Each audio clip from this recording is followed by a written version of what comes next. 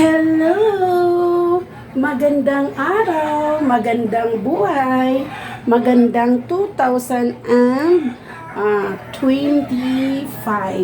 So, sa araw na ito, ako'y sinipag na mag-vlog. Naisipan ko lang naman mag-vlog kasi mayroon akong i-vlog na naisip pa noong nakaraang day off ko.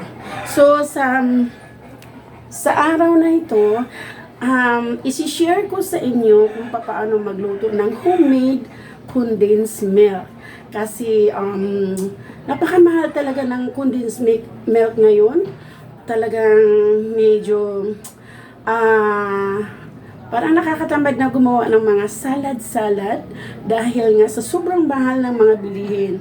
So napalad naman ako na mayroon akong powdered milk ngayon. So ipapakita ko na sa inyo ang mga recipe ko. So mayroon akong 2 cups na granulated sugar. Mayroon din akong 2 cups na full cream powdered milk. So mayroon ako since wala akong vanilla essence na liquid, so mayroon akong vanilla powder. At syempre, gagamit tayo ng ating water. Ayan, tubig ito. Tubig. Ayan, may tubig dyan. Hindi yata nyo nakikita, syempre. Hindi nyo makikita kasi black yan, no? So, nakalimutan ko pa. Dapat ito medyo malaki-laki. Pero since ito na lang yung available na naiwan sa ref ko, so ito na lang ilalagay ko. Pero optional po yan. Pwedeng walang ganyan. Pwedeng meron to add the flavor. Ito din vanilla essence. Hindi rin ito. Ito rin ay optional din. Pero since meron naman ako, gusto ko lang magkaroon ng aroma yung gagawin ko. So, nilalagyan ko siya ng powdered vanilla. Kasi wala nga akong liquid na vanilla. So, ngayon, ibababa ko ito. No? Ibababa ko ito. At, dito na tayo sa aking, saan na ba? Yan. Iurong ko lang. So, hindi ko... Ayan. So, kontra yata sa... So, first, una, ilalagay ko yung powdered... ilalagay ko dito yung mayroong lumulutang, kukunin ko lang. Kasi may itim-itim eh. Ayoko yung itim. Si sugar ito eh. Siguro nga sa sugar ito. So, alisin ko lang. Ayoko yung may mga lumulutang na itim. Hindi ko alam kung sa asukal or what, pero kukunin ko ito dahil ayaw kong mayroong lumulutang na maitim-itim dyan. Yan. Siguro nga sa sugar. So, una kong yan. So, yan. Siguro hindi ninyo nakikita kasi nga medyo baba ko pa ha. Yan. Yan ang una ko. So, medyo iaano ko na siya. Yan. So, lalagay ko yung powdered milk. So, imagine, no? Ayan. So, low fire po lamang ang ating gagawin. So, halo ka lang ng halo dyan. Ayan. Hahaluin mo lang ng hahaluin. until mag-dissolve yung powder. Na walang buo-buo. Talagang walang buo-buo, no? Ayan. Kailangan lang low fire. Hindi po kailangan yung malakas. Yung alalay lamang po. Oo. Agoy. Yan po yung ating kailangan. Hindi po kailangan ang malakas na malakas. So, i-dissolve hanggat yung asukal mag-melt na talaga, no? Yan.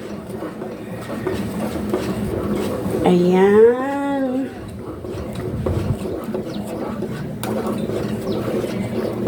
So, makita ninyo may buo-buo pa. So, kailangan talaga natin na ating tutunawin para maganda yung ating consistency. So, yan. Huwag yung tigilan, no? Kailangan siguro, pag gumawa kayo ng ganito, kailangan yung paglulutuan nyo is teflon. Kasi pag hindi po teflon, mabilis, no? Mabilis dumidikit at masusunog. Pero, kung maingat kayo, kahit hindi teflon, pwede naman, no? Basta, medyo alalay kayo na yung paghahalo-halo ninyo, kailangan wag niyong tigilan kasi ang mangyayari niyan is matututong. Oo. So, yan ang ating, hindi na natin kailangan tong pakuluin ng pakuluin. Ang importante dito is matutunaw lahat ng powdered milk at ang kanyang asukal. So, kung makikita nyo, napakarami, ganyan talaga, no? Ganyan talaga. Rani ang dating, pero pag na-cool down na ito ng konti, ay doon na maglalapot, no? May nakikita akong lumulutang na hindi ko alam kung ano yun. So, kailangan ko siyang mahuli, no? Medyo sa asukal po yun eh. Aha. So, kailangan lang tiyaga sa paghahalo. Hindi natin kailangan na madaliin ang ano ba to? Ayan, nahuli ko na siya. Yan. So, yan. Malapit na siya.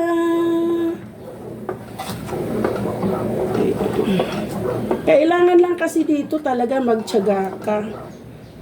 Kailangan lang din ma-dissolve ng husto yung matunaw yung asukal, yung powdered milk, na wala na talagang buo-buo.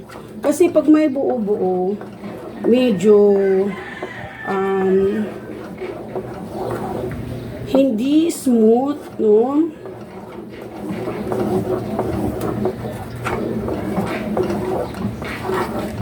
Ayan. Malapit na siya. So, hindi naman natin maiiwasan na may buo-buo talaga, no? Ayan. So, continuous mixing lang. Halukay-halukay lang talaga. Kasi, mabilis itong masusunog. Okay. Ilayo ko muna kayo, no? Wait lang. Gusto ko siya na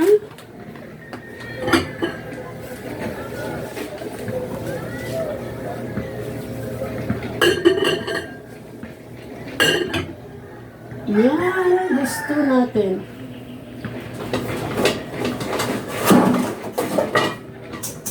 So, gusto ko rin siya na ano to?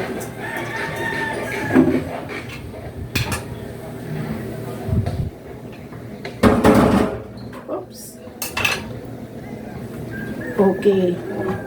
So, wow. Sobrang ano na siya.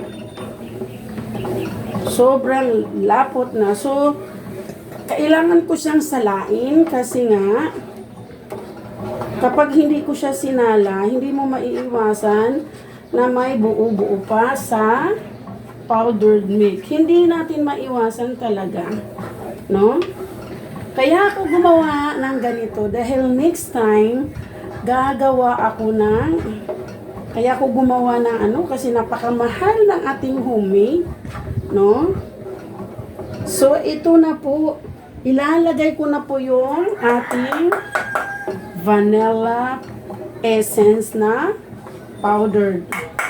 Yan. Pero sinasabi ko nga na ito ay optional lamang. Ayan.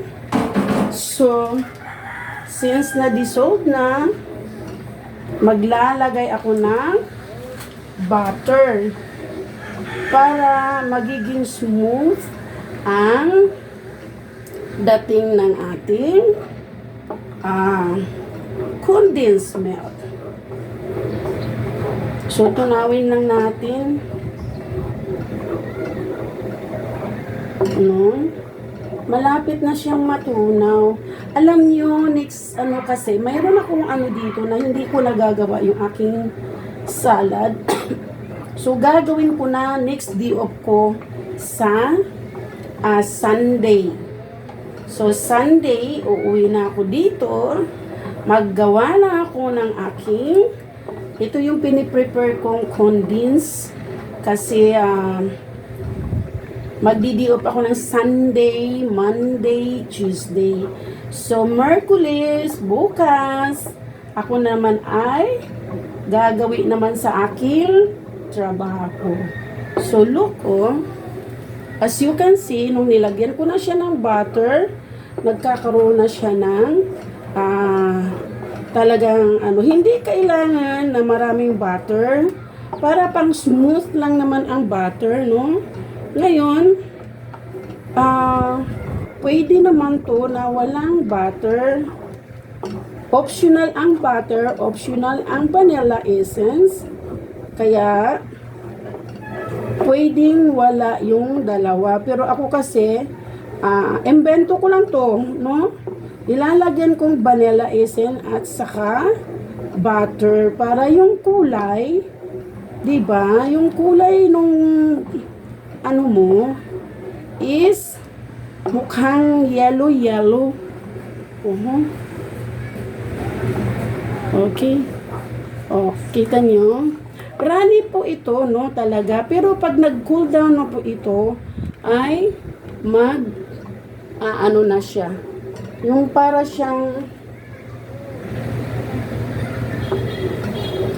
na siyang talagang maglapot na siya.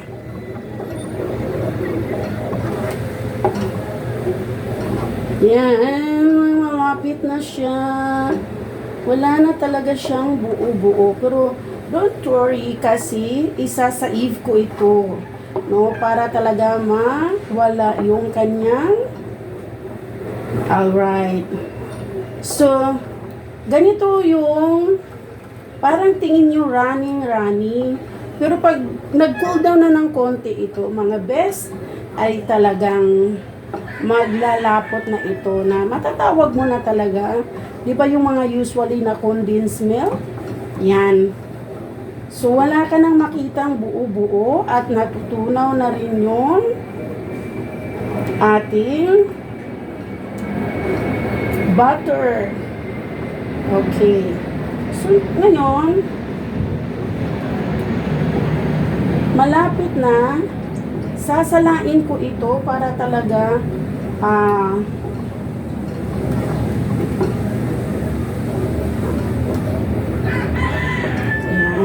Kailangan tiyaga lang talaga kapag tayo'y gumawa ng ganito.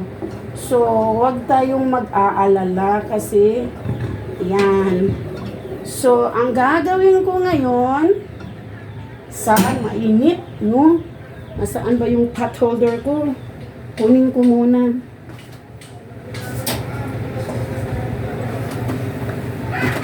Agoy! Kamentit na naman ako. So, okay.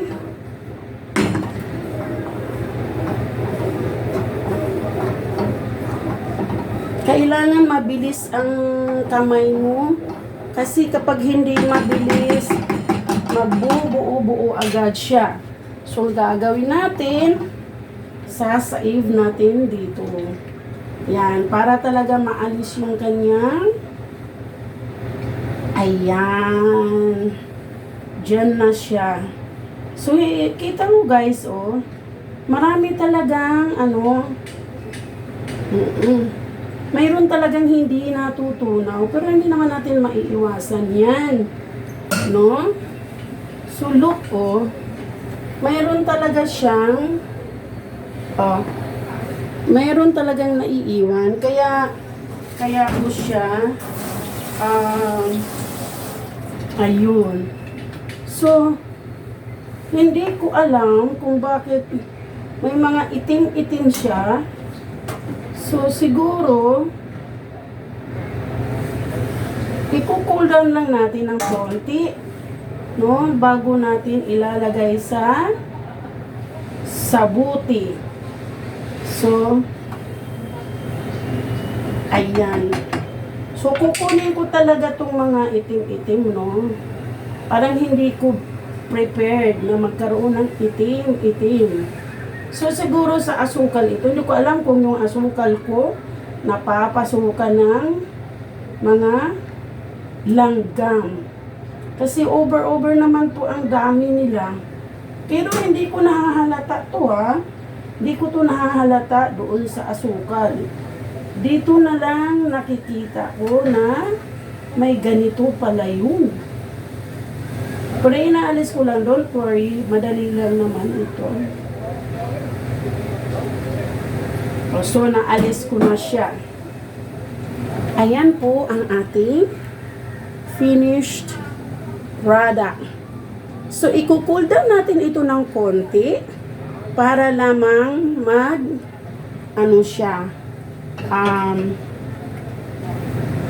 maglapot. No? Anuhin ko ito kasi baka yung mga langgam, ang daming langgam dito sa bahay ko. So, eto na po yung ating finished product. So, kumbaga, parang ano pa lang ito, parang malapot pa siya. Pero, ilalagay ko muna dito sa mesa. So, babalik ko dito. Kasi, ang aking camera, talagang umiikot siya. Hindi ko alam. Siguro maluwag. So, eto na po. So, yung consistency niya talaga is runny ang dating, no? Runny ang dating kasi nga, hindi pa siya malamig. Kailangan kasi dyan, pag malamig na, doon pa yun maglalapot, no? Doon pa yun maglalapot yung ating homemade. Yung ating homemade na condensed milk.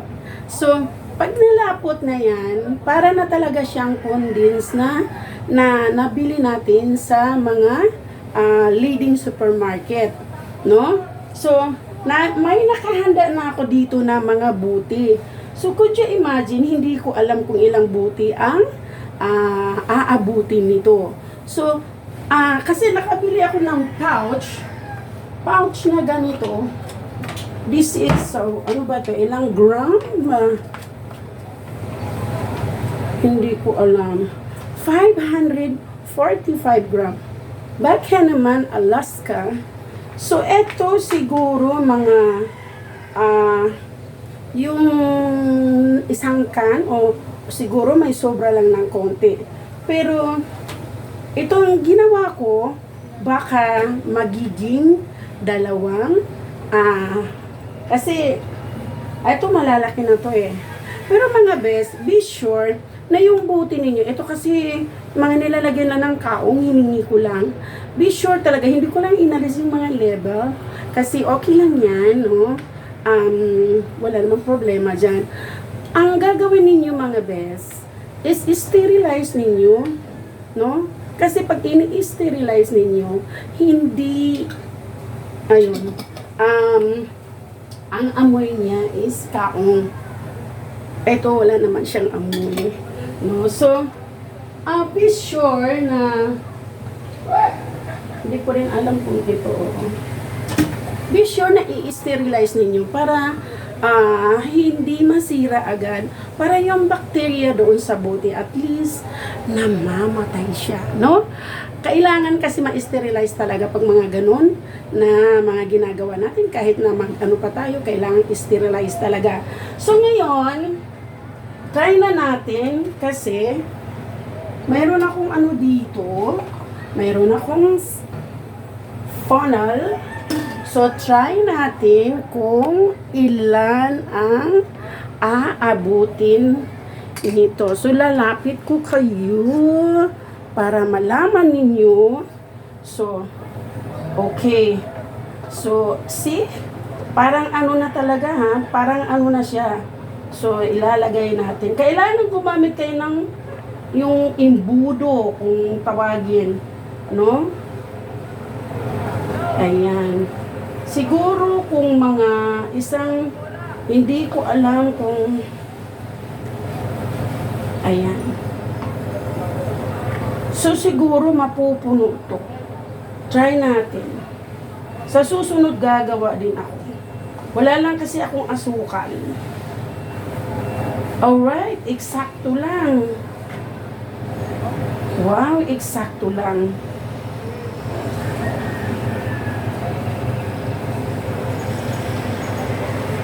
So, kita ninyo mga best. Ay.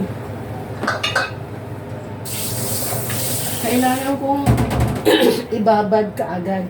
Kasi kung hindi, maniwala kayo, ang dami na namang langgam na nag-uumpugan.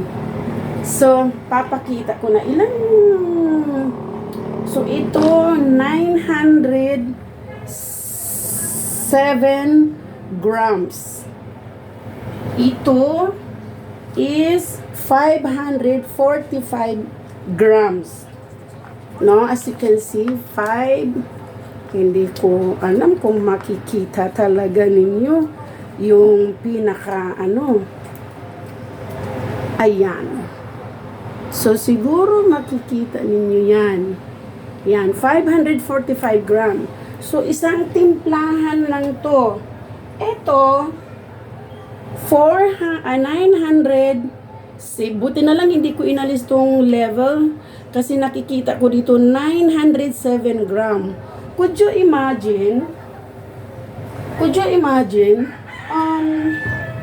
Napakalaking matitipid, no? So guys, talagang malaki ang matitipid natin kapag halimbawa gumawa tayo.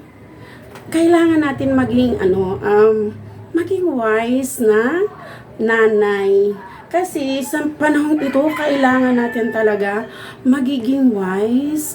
Kasi sa totoo lang po, wala na akong ganang gumawa ng mga salad, kung anumang macaroni salad. Kasi sobrang mahal nung mga bilihin ngayon. So talagang, ang sa akin, ako lang naman ang mag-isa nga. So madali lang kahit bumili ako.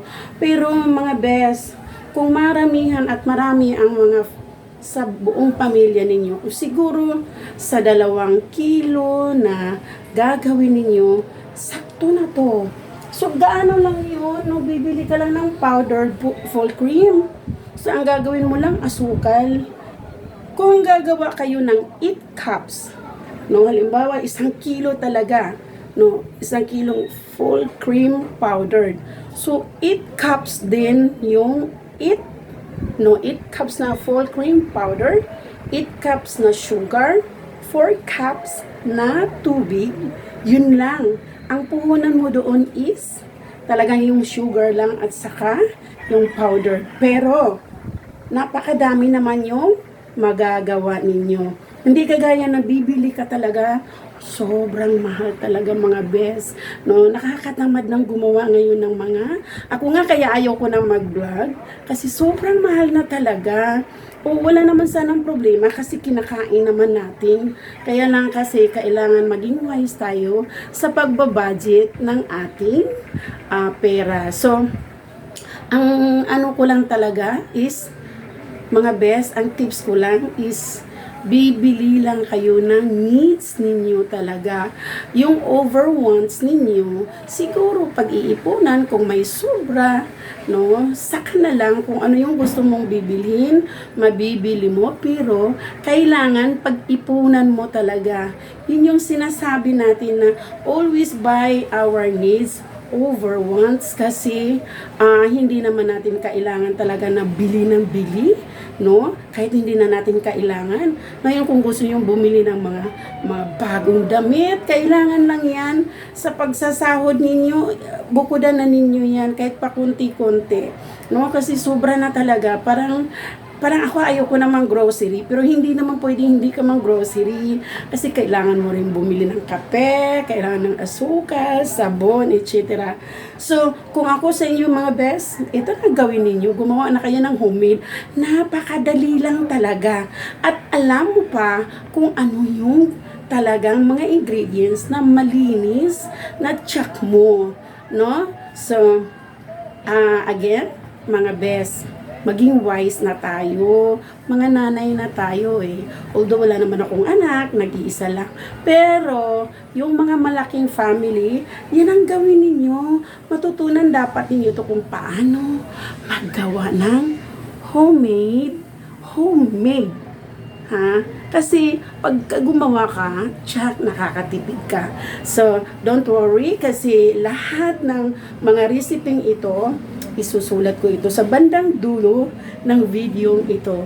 So, again, thank you for watching in my vlog, Rufa's Kitchen. Paki-like, paki-share, at paki-hit na rin yung notification bell para lagi kayong updated. Ako nga lang ang hindi updated eh, kasi pag gusto ko lang mag-vlog, gusto ko, siguro in my next day off sa Sunday, baka Tuesday mag-vlog din ako. Kasi Merkulis, papasok na naman tayo, so trabaho na naman tayo.